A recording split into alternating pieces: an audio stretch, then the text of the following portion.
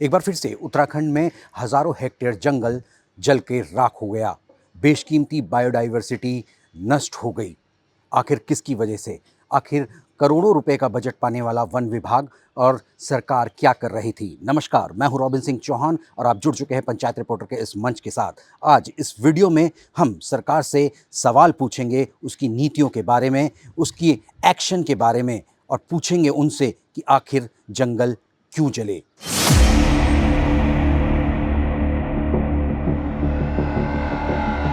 एक 1484 hectare one क्षेत्र आग की चपेट में आ गया। 6 लोगों की मौत हो गई। ये सरकारी आंकड़ा है 1 नवंबर 2023 से लेकर 19 मई 2024 तक।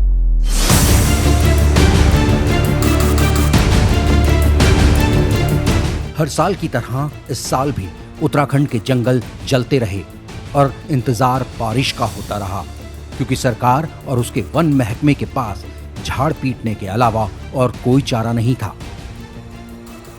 प्रदेश के सीएम धाकड़ धामी ने धाकड़ एक्शन लिया और लापरवाह बताते हुए वन विभाग के 17 छोटे कर्मचारियों पर कार्रवाई का चाबुक चला दिया। इतना ही नहीं, जब जंगल की आग काबू से बाहर हो गई, हर साल की तरह इस साल भी चीड़ के जंगलों को विलेन बनाया गया।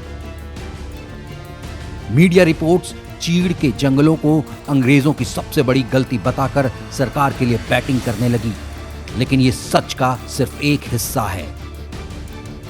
अभी तक जो आपने देखा वो सच का एक हिस्सा था। उत्तराखंड की धाकड़ सरकार वनों की आग को लेकर जितनी गंभीर, जितनी चिंतित कैमरों के आगे नजर आती है, क्या अपनी नीतियों में भी वो इतनी ही गंभीर है?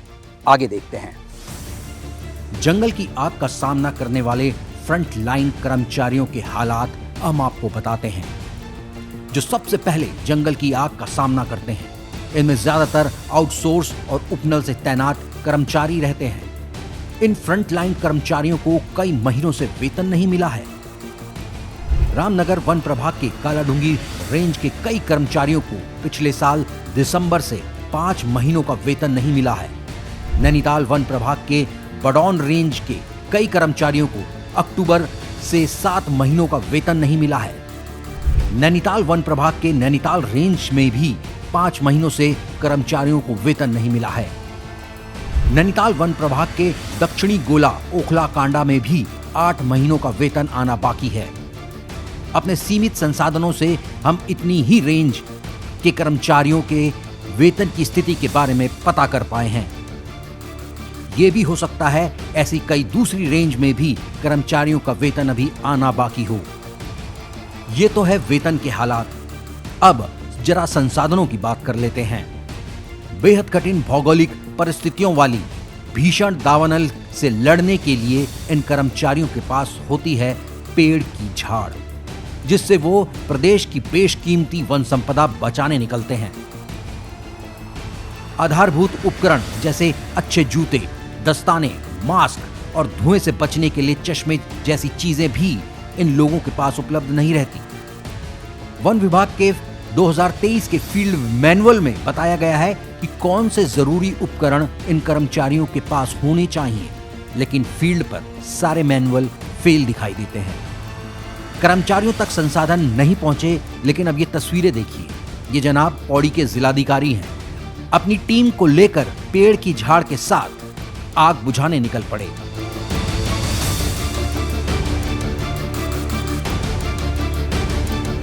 पीआरडी से हमें यहाँ पे अभी वन विभाग में ड्यूटी, मतलब यहाँ आग बुझाने के लिए भेजा गया है। तो किस तरीके की जो सामना हो रहा है आपसे? सामना तो बहुत टफ हो रखा है, फिर भी हमारे पास संसाधन रैक दे रखा है और हमारे पास मतलब सबके पास ड्रेस दे रखी है।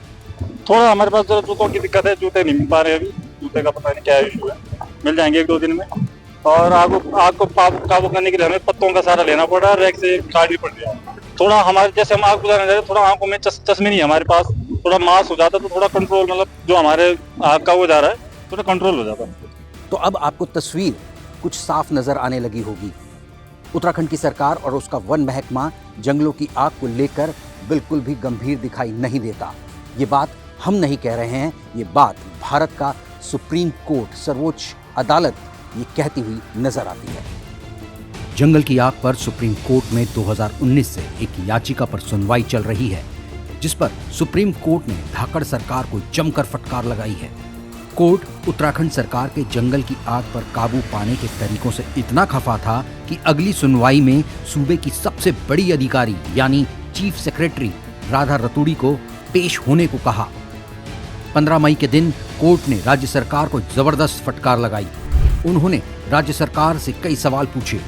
एक सबसे बड़ा सवाल जो कोर्ट ने सरकार से पूछा वो था कि आखिर जब चुनाव आयोग ने फायर सीजन को देखते हुए वन विभाग के कर्मचारियों को चुनावी ड्यूटी से मुक्त रखने के लिए कहा है तो आखिर उनकी ड्यूटी चुनावों में क्यों लगाई गई। आपको जानकर हैरानी होगी, दरअसल वन कर्मियों की चुनावों में ड्यूटी न लगाने का आदेश खुद मुख्य सचिव राधा रतूड़ी ने लिया था।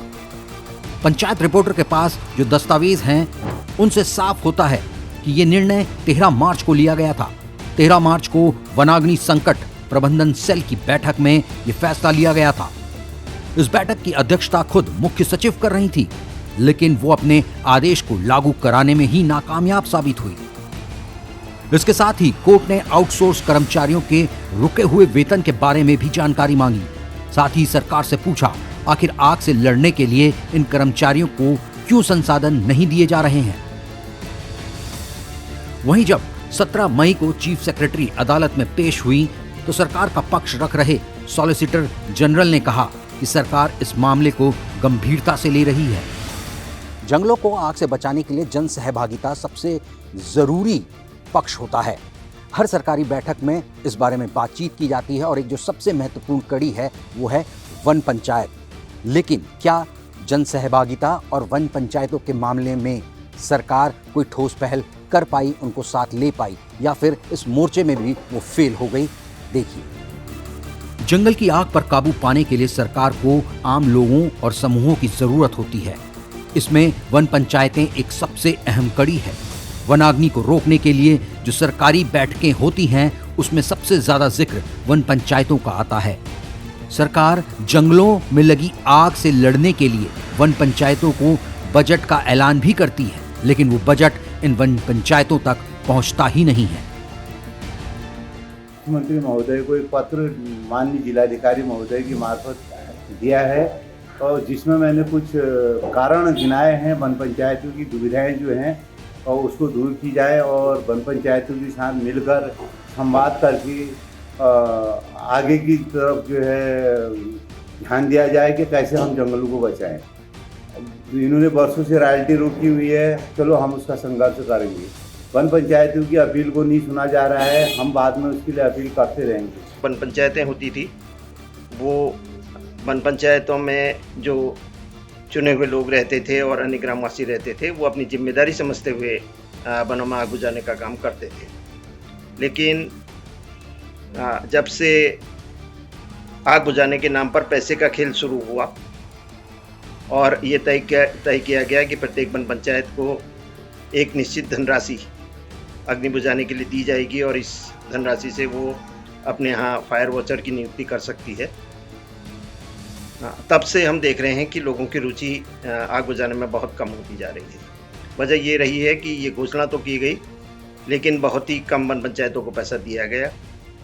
जिन वन पंचायतों को पैसा दिया भी गया वो आधा अधूरा दिया गया और बहुत सारी वन पंचायतों से सिर्फ ये कहा गया कि वो अपने यहाँ फायर वॉचर रख लें और उन्हें पैसा नहीं दिया गया, जिसका परिणाम ये रहा कि लोग आग बुझाने के काम से उदासीन होते चले गए और ये मानकर चलने लगे कि ये वन विभाग की ही जिम्मेदारी है। इस बार की आग रिहायशी इलाकों तक पहुंची। अपने स्तर पर आगे बढ़कर लोगों ने जागरूकता फैलाने का काम किया, लेकिन इन लोगों का आरोप है कि सरकार उनके लिए कुछ नहीं करती। मेरा नाम हेमा जोशी है। मैं भीमताल ब्लॉक की हेड़िया गांव ग्राम सभा की रहने वाली हूँ। अभी मैं आप लोगों को जो इस बार जंगलों में बहुत ज़्यादा आग लगी थी उसको लेकर जानकारी देते हुए बात बताती हूँ कि इस बार हमारे उत्तराखंड में बहुत सारी जंगलों में इतनी आग लगी। हम लोग रात पूरे अप्रैल महीने के पूरे अप्रैल भर में मतलब हम लोगों ने आग बुझाई और रात को आग लगा देते जंगलों में। हम अपने महिला संगठन के नाते हम लोगों ने अपने जंगलों को बचाया, क्योंकि अगर हम लोग नहीं जाते तो हमारे घर सारे वहाँ पर जलते और हम लोगों को बहुत ज़्यादा हानि होती। फिर भी इतना सब करने के बावजूद भी हम लोग दिन में भी आग बुझाने जाते थे, लेकिन हमारे गौशाले जले, हमारे पॉली हाउस जले और हमारे पानी की पाइपलाइनें जली। बहुत सारा नुकसान हम लोगों को हुआ, जिसमें हमें सरकार की तरफ से कोई भी मदद नहीं मिली। हमने बार बार कोशिश करी कि हम लोगों को जगाए, और हम हर गांव में जाके भी लोगों को जगा रहे थे। लोगों को हम लोग बता रहे थे कि हमें किस तरह से जागरूक होना है। हम महिला समूह के नाते, SHG ग्रुपों के नाते हम सब लोगों के साथ गांव-गांव में जाकर बता रहे थे, लेकिन सरकार की तरफ से हमें कोई भी मदद नहीं मिली। जन सहभागिता के स्तर पर भी सरकार फेल नजर आती है। कागजों में जो दावे सरकार कर रही है, धरातल की सच्चाई उससे मेल नहीं खाती। तो इस वीडियो में फिलहाल इतना ही। ये वीडियो आपको कैसा लगा हमें कमेंट सेक्शन में ज़रूर बताइए, और किस तरीके के वीडियो आप देखना चाहते हैं वो भी हमें कमेंट करके ज़रूर बताइए। हम इस तरीके के वीडियो आपके लिए लाते रहेंगे, और हम जो नीचे दी गई ईमेल आईडी है उस पर आप ईमेल करके हमें अपने सुझाव दे सकते हैं, हमें ज़रूरी जानकारी दे सकते हैं, और कोई अगर आपके पास कोई खबर है तो वो हमें ईमेल करके भेज सकते हैं। तो फिलहाल इस वीडियो में इतना ही। इस वीडियो को लाइक सब्सक्राइब ज़रूर कीजिएगा। नमस्कार।